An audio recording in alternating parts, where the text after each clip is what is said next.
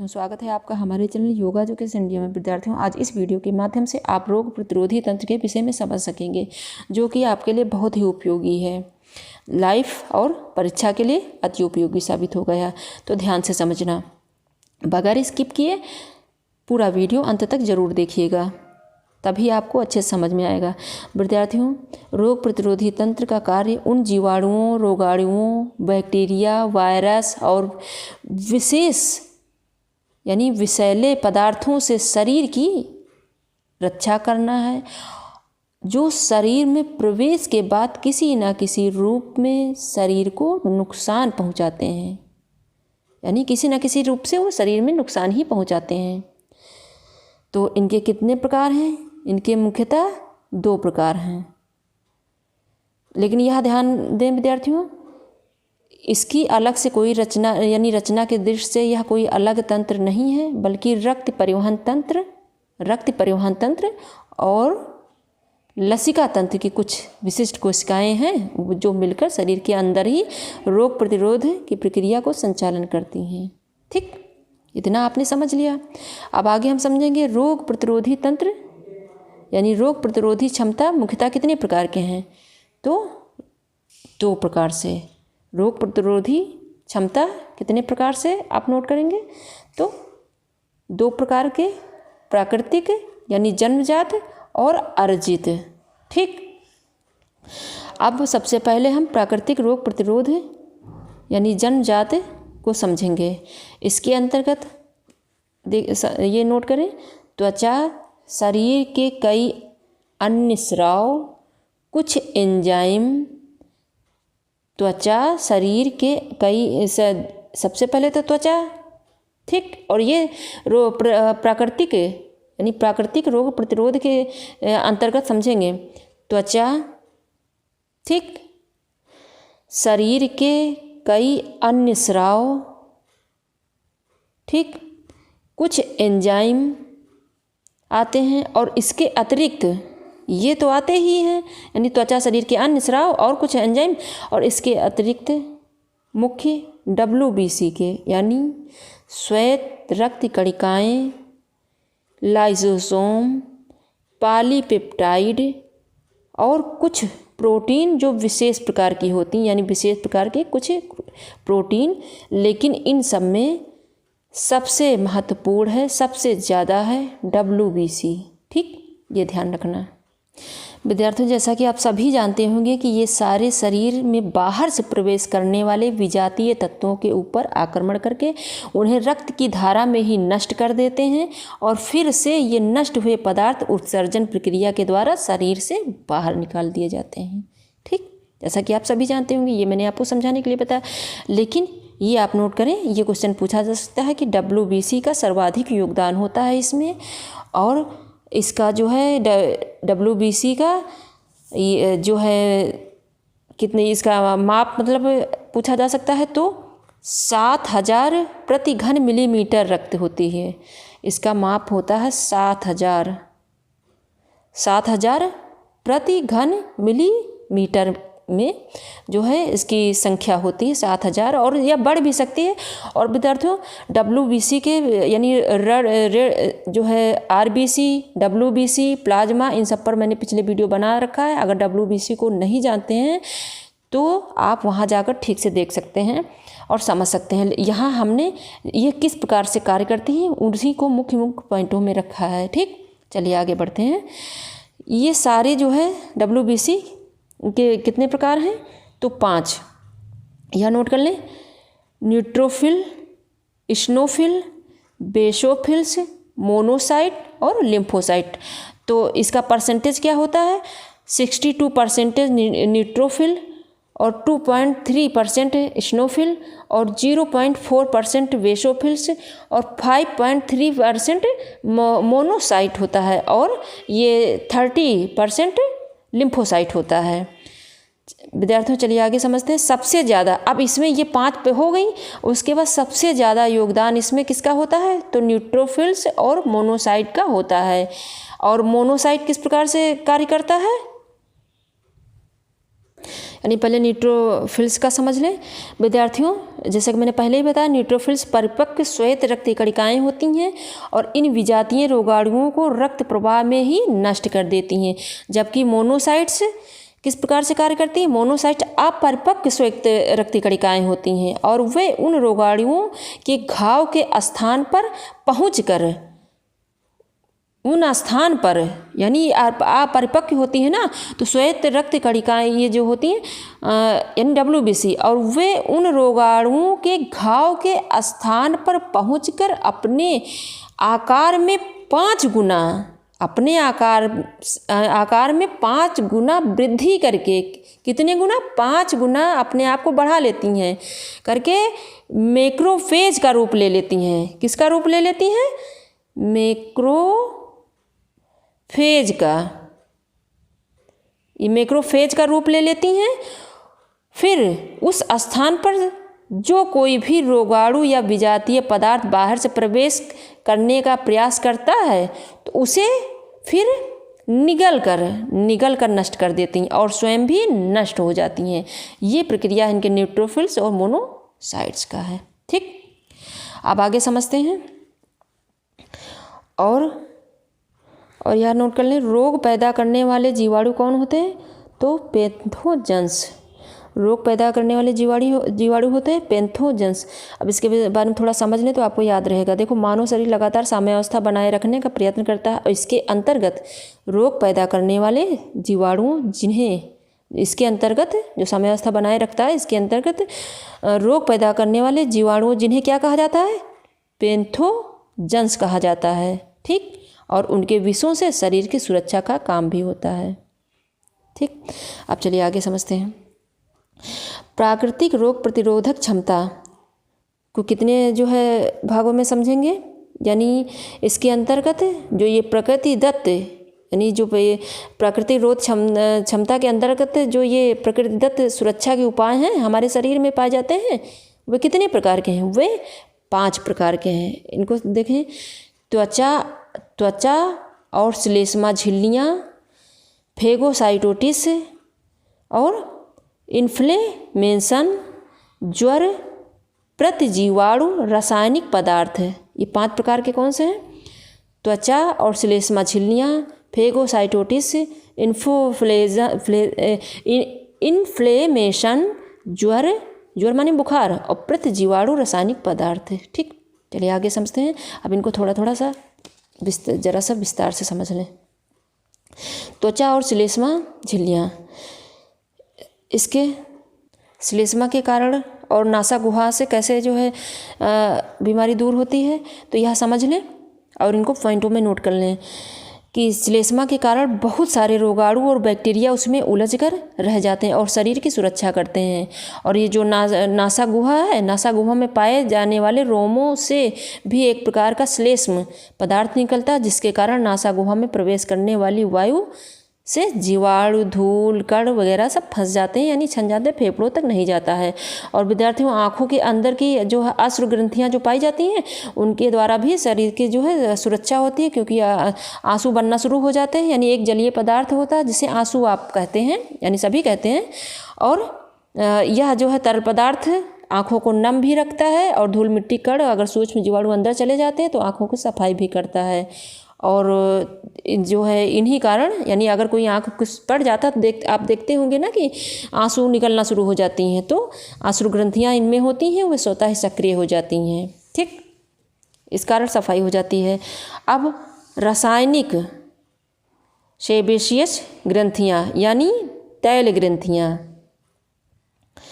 रासायनिक सेबेशियस यानी तैल ग्रंथियाँ, इनके द्वारा विद्यार्थियों एक तैलीय पदार्थ निकलता है जिन्हें क्या कहा जाता है? वो जो पदार्थ का नाम है शीबम। ठीक, और इनके कारण भी यह त्वचा को चिकना, मुलायम बनाकर रखता है, जिससे त्वचा फटती नहीं है।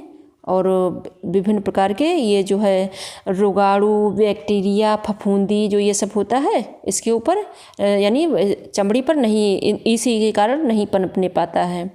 ठीक, और इसी के अंदर विद्यार्थियों श्वेत ग्रंथियाँ होती हैं। तो इसके अंदर त्वचा के अंदर ही श्वेत ग्रंथियाँ होती हैं जो कि पसीने का स्राव करती हैं। यानी श्वेत माने पसीना, पसीने के स्राव करती हैं, जो शरीर को फिर क्या करता है, जब ये श्वेत ग्रंथियाँ पसीने के स्राव करती हैं तो शरीर के तापमान को नियंत्रित करता है यह, और सूक्ष्म जीवाणुओं को शरीर से बाहर निकालने में मदद करता है। आप देखते होंगे पसीने से बहुत सारे मटेरियल शरीर से बाहर निकल जाते हैं जो गंदे होते हैं। यानी शरीर एक हिसाब से अब शरीर की सफाई ही होती है।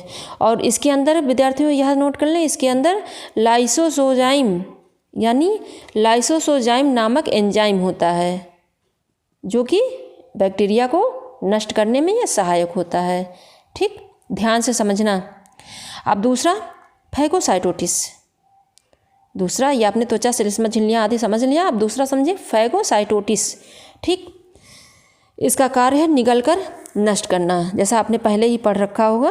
फैगोसाइटोसिस यानी कि ये त्वचा की बाह्य सुरक्षा को अगर भेद भी दे, कोई कीटाणु अंदर चला भी जाए तो यह रक्त में पहुंच जाता है तो उसे फैगोसाइटोसिस प्रक्रिया के द्वारा नष्ट कर दिया जाता है। ठीक, इसके कारण ही ये जो सूक्ष्म जीवाणु तथा ये नुकसान पहुंचाने वाले विजातीय पदार्थ हैं, और ये कौन सी कोशिका होती है जो नष्ट, फैगोसाइट नामक कोशिका के द्वारा निगल कर नष्ट कर दिया जाता है। और इसके भी दो प्रकार हैं, या नोट कर लें, ग्रेनुलोसाइट और यानी माइक्रोफेजेज। आप इसको ग्रेनुलोसाइट कहें या माइक्रोफेजेज कहें, और दूसरा है मैक्रोफेजेज। ठीक, अब चलिए तीसरा समझते हैं, इन्फ्लेमेशन।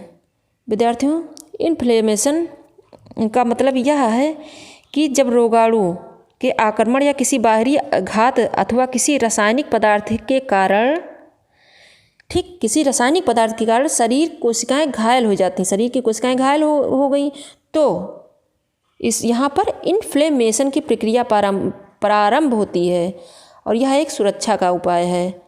और किसके अंतर्गत, यह देख लें, इनके 4 लक्षण हैं। जैसे कि आपको कहीं चोट लगी तो आपको दर्द होता है, यानी दर्द होना या अत्यधिक गर्म होना, ये लक्षण क्या है, यानी ये प्रक्रिया क्या है जब ये इन्फ्लेमेशन कार्य होता है तो यानी ये 4 लक्षण, दर्द होना, अत्यधिक गर्म, सूजन, घायल स्थान का लाल हो जाना, और 5वां तो यह ध्यान दें, आपने नोटिस किया होगा 5वां लक्षण तो है उस स्थान विशेष का काम भी बंद हो जाना 5वें लक्षण में।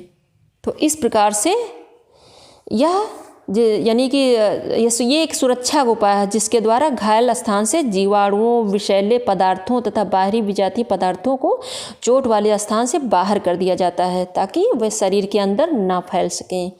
और इस प्रक्रिया में तत्काल यानी तुरंत बाद धीरे धीरे ये सारे लक्षण समाप्त हो जाते हैं और टूटे फूटे ऊतक फिर से सही हो जाते हैं।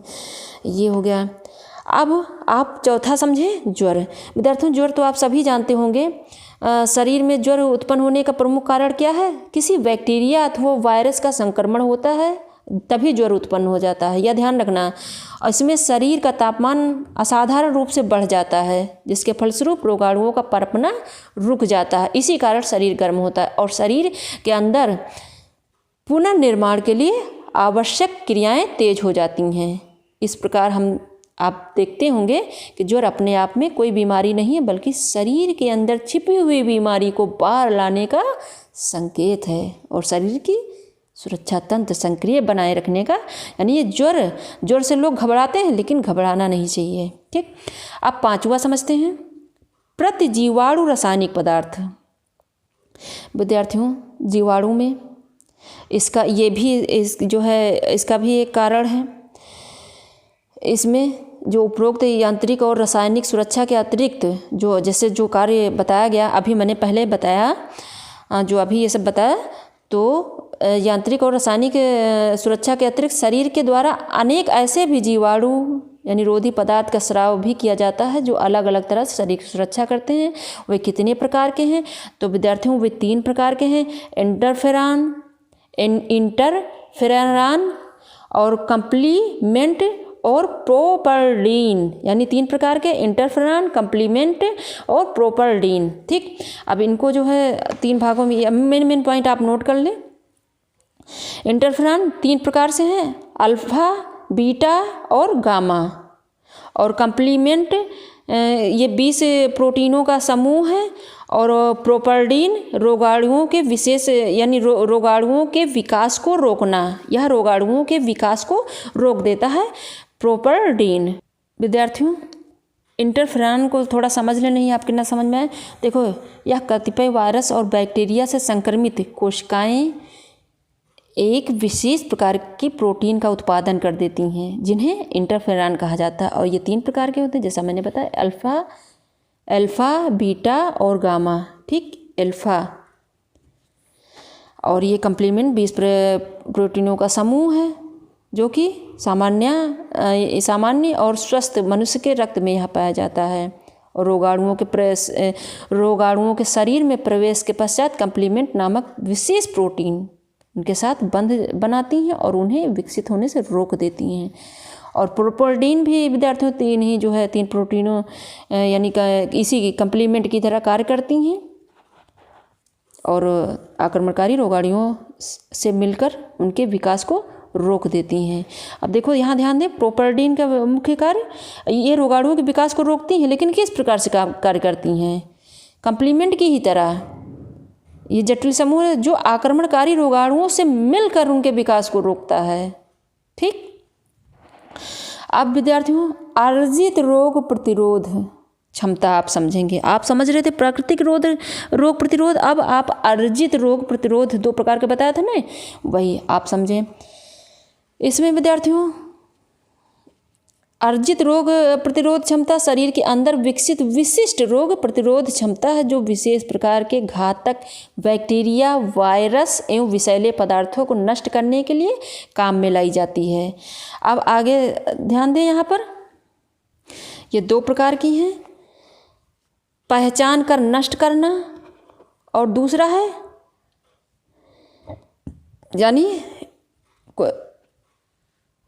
ये इसका मुख्य कार्य पहचान कर नष्ट करना। और 2 प्रकार की क्षमता इसके शरीर के अंदर है, तो कौन सी है?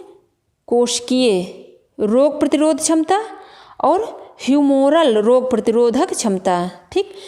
अर्जित रोग प्रतिरोध के अंतर्गत इनका कार्य है पहचान कर नष्ट करना। और ये 2 प्रकार की क्षमता शरीर के अंदर पाई जाती हैं, वे कौन सी हैं? कोशिकीय रोग प्रतिरोध क्षमता, ह्यूमोरल रोग प्रतिरोध क्षमता। अब आप समझेंगे कोशिकीय रोग प्रतिरोध क्षमता को, जो कि WBC यानी व्हाइट ब्लड सेल्स में से एक है लिम्फोसाइट। विद्यार्थियों, ये जो है कोशिकीय रोग प्रतिरोध क्षमता है, और WBC में से एक, ध्यान दें, एक WBC में से ही एक लिम्फोसाइट यानी टी सेल के रूप में विकसित होती हैं, यानी जिसे टी सेल लिम्फोसाइट कहा जाता है। टी सेल के रूप में विकसित होती हैं, उन्हें क्या कहा जाता है? उन्हें टी सेल लिम्फोसाइट कहा जाता है। विद्यार्थियों, ये कार्य किस प्रकार करती हैं, तब मैं आपको ये नोट कराऊँ, थोड़ा समझ लें कि एंटीजन के संपर्क में आते ही माइक्रोफेज उन्हें टी कोशिका के संपर्क में लाता है, जिसके परिणाम स्वरूप यह टी कोशिका अप्रत्याशित रूप से उत्तेजित होकर आकार में बढ़ती और फिर विभाजित होकर विभिन्न प्रकार की टी कोशिकाओं में बदल जाती हैं। और इस प्रक्रिया के परिणाम स्वरूप उत्पन्न होने वाली मुख्य टी कोशिकाएं कौन सी हैं? अब यह नोट करें, क्योंकि यह मैच करने के लिए ज़रूर आता है और एक बार आया भी था। तो ये कितने प्रकार की? 6 प्रकार की हैं मुख्य टी सेल कोशिकाएं। तो देखो, सबसे पहले एम्प्लीफायर टी कोशिकाएं, इसका कार्य दूसरी अन्य टी कोशिकाओं की कार्य क्षमता को यह बढ़ाती हैं। और दूसरा मेमोरी टी सेल कोशिकाएं, यानी मेमोरी टी कोशिकाएं एंटीजन की पहचान करती हैं। हेल्पर टी सेल एंटीबॉडी का उत्पादन में सहायक होती हैं, यानी सहायक होती हैं। और सप्रेसर टी सेल एंटीबॉडी के उत्पादन को रोकती हैं। किलर टी सेल एंटीजन पर वार करके नष्ट करती हैं, एलर्जी उत्पन्न करती हैं। तो ये टी सेल के मुख्य कार्य हैं, यानी WBC में से एक लिम्फोसाइट जिसे टी सेल के रूप में यह विकसित होती हैं उसे क्या कहा जाता है, उसे लिम्फोसाइट कहा जाता है। और वो जिस प्रकार से वो कार्य करती हैं वो विभाजित हो जाती हैं कार्य करने के लिए। उनको amplifier T cell, memory T cell, helper T cell, suppressor T cell, killer T cell, allergy T cell कहा जाता है। वह जो है अपने हिसाब से भी कार्य करती हैं। आगे थोड़ा समझ लें कि संशोधित और परिवर्धित टी सेल कोशिका रक्त प्रवाह के द्वारा सारे शरीर में फैल जाती हैं और एंटीजेंस की तलाश करके उनसे सीधे टकराती हैं और उन्हें नष्ट कर देती हैं। विद्यार्थियों, ये थी टी सेल। अब आगे थोड़ा बी सेल रोग प्रतिरोध की प्रक्रिया समझ लें, केवल समझ लें, और यह आप जो है नोट करना चाहे तो नोट कर लें। बी सेल रोग प्रतिरोध क्षमता और मन द्वारा भी नियोजन होता है। बी सेल के विषय में थोड़ा सा समझ लें, और यह केवल इतना ही पॉइंटों में नोट करें, केवल समझ लें बस। विद्यार्थियों, लिम्फोसाइट बी कोशिका यानी बी सेल के रूप में परिवर्तित होती है। जब ये बी कोशिकाएं एंटीजन के संपर्क में आती हैं तो इनके पुनर्परिवर्धन की प्रक्रिया शुरू होती है और बी कोशिकाएं यानी बी सेल परिवर्धित होकर आकार में बड़ी हो जाती हैं और फिर विभाजित होकर प्लाज्मा बी कोशिका और मेमोरी बी कोशिका के रूप में बदल जाती हैं। प्लाज्मा बी कोशिका एंटीबॉडी नामक रासायनिक पदार्थों का उत्पादन करती हैं और एंटीजन के साथ संयोग करके उसे नष्ट कर देता है, जबकि मेमोरी बी कोशिका यानी बी सेल रक्त में मौजूद सारे एंटीजन की पहचान करती है और उन्हें नष्ट करवाने में सहायता करती है। तो आपने ये समझ लिया होगा।